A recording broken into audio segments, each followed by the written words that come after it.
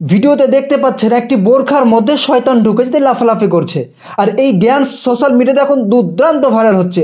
আর যারা ভাইরাল করছে এবং যারা দেখছে এবং যারা লাইক করছে, কমেন্ট করছে, শেয়ার করছে, এবং আপনাকেও যদি ভালো লেগে থাকে, তার মানে আপনি এটা ভেবে নেবেন যে আপনাকেও শয়তান গ্রাস করেছে। এর দলিল মহান রব্বুল আলামিন কোরআন মাজিদের মধ্যে সূরা নাসের শেষের দিকে বলেছেন, মিনাল জিন্নাতি ওয়ান নাস, শয়তান মানুষের পক্ষ থেকেও হয়, শয়তান জিনের পক্ষ থেকেও হয়। মানে শয়তান কিছু মানুষকে গ্রাস করে এবং শয়তান বানিয়ে ফেলে, এবং সেই শয়তান আস্তে আস্তে আরও অনেক শয়তান বানায়। তারপরে আরও কিছু ভিডিও দেখছেন যে ওই নারী যখন ভাইরাল হয় এবং ট্রেন্ডিংয়ে চলে, তার দেখা দেখে আরও কিছু বোরখার মধ্যে শয়তান ঢুকেছে এবং তারাও তাদের জালবা দেখাচ্ছে এবং এটা চলছে। তারা লজ্জাকে হারিয়ে ফেলেছে, তারা জাহান্নামের পথকে বেছে নিয়েছে। তারা সব কয়টা জাহান্নামী যদি তোবা না করে। এ দলিল রসুল সাল্লাল্লাহু আলাইহি ওয়াসাল্লাম বলছেন, আল হায়াউ মিনাল ইমান ওয়াল ইমানু ফিল জান্নাহ, লজ্জাই হচ্ছে ইমান এবং ইমানই হচ্ছে জান্নাত।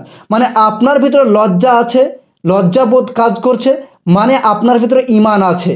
আপনার ভিতরে ইমান আছে মানে আপনি জান্নাতে যাবেন। আপনি এরকম নোংরামি করছেন বা এরকম নোংরামি দেখতে ভালোবাসছেন বা এরকম নোংরামিকে সাপোর্ট করছেন, বা যারা এরকম করছে তাদের কাউরই ভিতরে ইমান নেই। এটা আমি বলিনি, মুহাম্মদ সাল্লাল্লাহু আলাইহি সাল্লাম বলেছেন। আলবানী এই হাদিসটিকে সহি বলেছেন।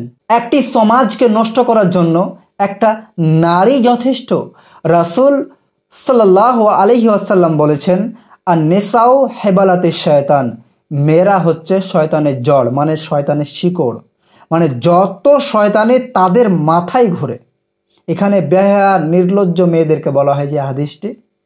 আরেকটি কথা বলছি যে শুধু মানে যুবকরা যে পাপী হবে, তাদের ফিরাভনে পড়ে সেটা না, যুবক রুগীও হয়ে যাবে, অসুস্থ হবে। আমি একজন আয়ুর্বেদিক ডাক্তার, এই চিকিৎসাগুলো করি। অধিকাংশ এখন 99% মানে যুবকের একটাই প্রবলেম যে সেক্স ডাউন, কারণ তারা জেনায় নিমজ্জিত হয়ে গেছে।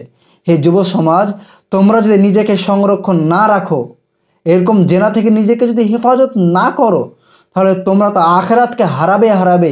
কিন্তু পার্থিব জীবনে এখন না বুঝতে পারলে ঠিক বিয়ে করার পরে বুঝতে পারবে যে তুমি কত বড় অন্যায় করেছো, তুমি কতটা নিজের ক্ষতি করেছো, কতটা নিজের সাথে তুমি জুলম করেছো। তাই এখনও জেনা থেকে বেরিয়ে আসুন এবং শয়তানের প্রলোভনে পা দেবেন না। এরকম বোরখা দেখে কখনোই আপনার পাগল হয়ে যাবেন না। একজন দিনদার পরেজগার মেয়েকে বিয়ে করুন, বংশ দেখে বিয়ে করুন, মেয়েটার মাকে দেখুন, নাহলে আপনি পরে পস্তাবেন। কারণ এখন বোরখার ভিতরেও শয়তান ঢুকে যাচ্ছে ভাই।